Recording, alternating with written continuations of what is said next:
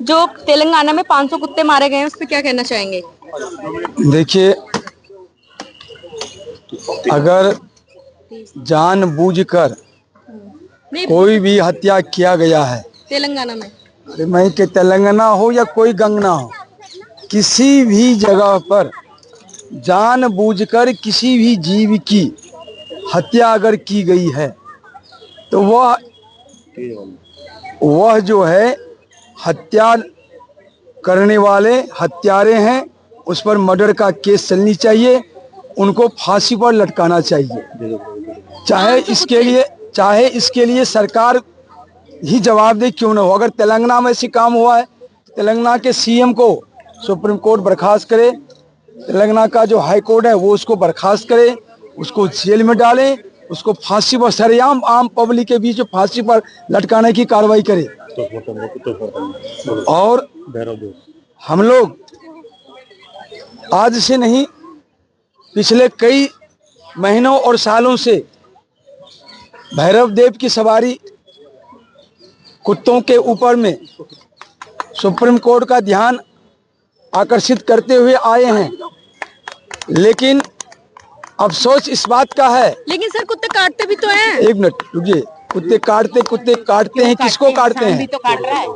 कुत्ते से ज्यादा आपका खाना खा के आप देखिए, सिर्फ हम एक अगर डाटा हम कलेक्शन करते हैं तो रोड एक्सीडेंट से जो हत्याएं हुई है और जो ऐसे मत बोलो, रोड एक्सीडेंट से जो हत्याएं हुई है, सांप को काटने से जो हत्याएं हुई है, अन्य कारणों से जो हत्याएं हुई है, और रोज आपराधिक गतिविधि लव जिहाद वगैरह वगैरह में जो हत्याएं हो रही है, लव जिहाद में फंसाया, मार दिया, काट दिया, अंग बेच लिया, ये जो ट्रायल चल रहा है यहाँ तो ये लोग खामोश हैं।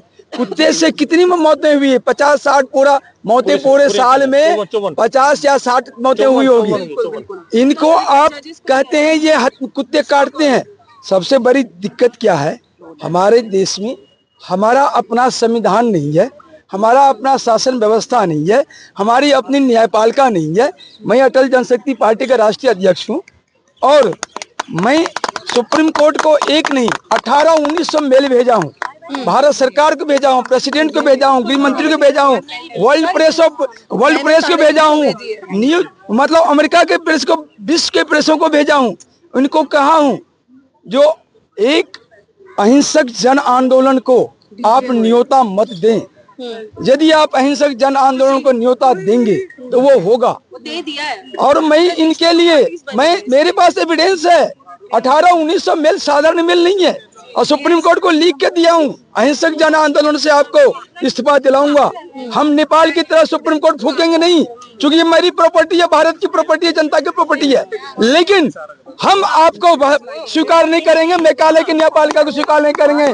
रोम की मूर्ति शर्म आनी चाहिए न्यायपालिका जजों को, जो रोम की मूर्ति को लगा रखा है भारत देश में न्यायपालिका के पीछे, और शर्म आनी चाहिए हमारे सनातन धर्मी अधिवक्ताओं को, जो वो उनके खून में उबाल नहीं है। हमारे सनातन धर्मी एडवोकेट के खून में उबाल नहीं है।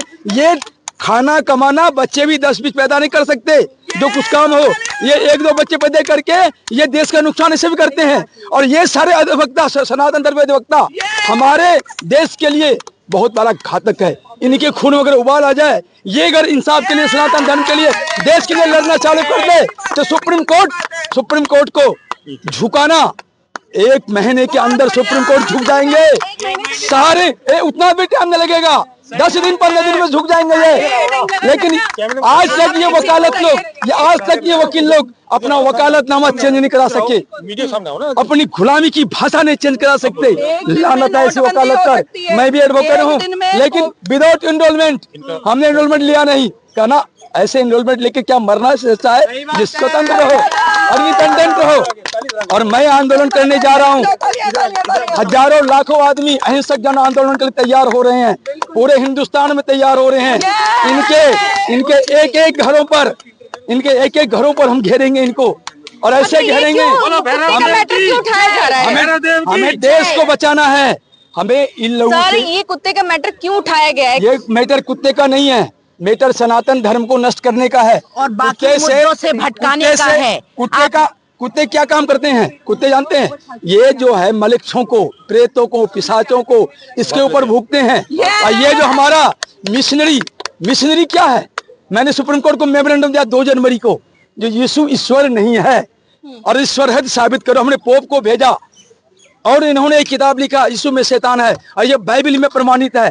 तो ये कुत्ते को क्यों मारना चाहते हैं? क्योंकि ये कुत्ते के रहने से उनको डिस्टर्ब है, मिशनरियों को डिस्टर्ब है। ये बात कुत्ते नहीं है, बात तो कहाँ है, जड़ कहाँ है? जड़ बहुत दूर है।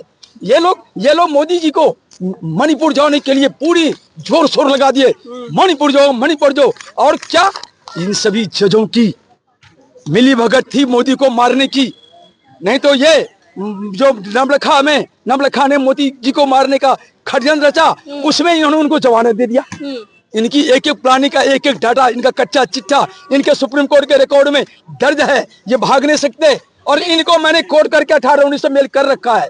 आने वाले टाइम में सुनो, ज्यादा लंबा नहीं करूंगा, आने वाले टाइम में कुत्तों को भी इंसाफ मिलेगा, भारत को भी इंसाफ मिलेगा। न्यायपालिका न्यायपालिका गटर में जाएगा, भारतीय न्यायपालिका की स्थापना होगी कि एनिमल्स के पक्ष में फैसला आएगा, जो भी आएगा। ऐसा है, बात ये है, इनका फैसला, ये जो आदमी न्यायाधीश होगा वो फैसला करेगा। ये न्यायाधीश नहीं है, ये है प्लांटेट, ये कब्जाधारी, ये कब्जाधारी जज है, न्याय को कब्जा करके बैठा हुआ है। तो प्लांटेड है, कब्जादारी है, पब्लिक देख रही है, जनता देख रही है, जनता सब जानती है। और आने वाले टाइम में इसका हिसाब जनता ही करेगी, और वो जनता करेगी अटल जनशक्ति पार्टी के द्वारा, बम महाराज नौटिया के द्वारा और वाजपेयी जी के। क्या लगता है सर, ये नगर निगम की जो खामियां है उसको छुपाने के लिए किया गया है? ये बात ये है, नगर निगम की जो मैं क्या कर रहा हूँ, किसी की खामियां को छोड़ दीजिए, यहाँ सारी खामियां ही हैं। ये सिस्टम ही खामियां है, ये शासन व्यवस्था ही खामियां है, ये आजादी ही खामियां है, ये सारा कुछ हमारे ऊपर थोप दिया गया है। हम कहीं नहीं है, हम तो कहीं नहीं है। अब हमें नए सिरे से अपने को स्थापित करना होगा, भारत को स्थापित करना होगा, नए सिरे से भारत को बनाना होगा, नए सिरे से न्यायपालिका स्थापना करनी होगी, नए सिरे से संविधान स्थापित करना पड़ेगा, शासन व्यवस्था स्थापित करना पड़ेगा। जब तक हम नए सिरे से कुछ नहीं करेंगे तब तक कुछ नहीं संभव है। इसलिए एक आंदोलन हमें देना है, उसकी प्रतीक्षा करो, समय आ रहा है। इतना कह के मैं यहीं पर विराम देता हूं।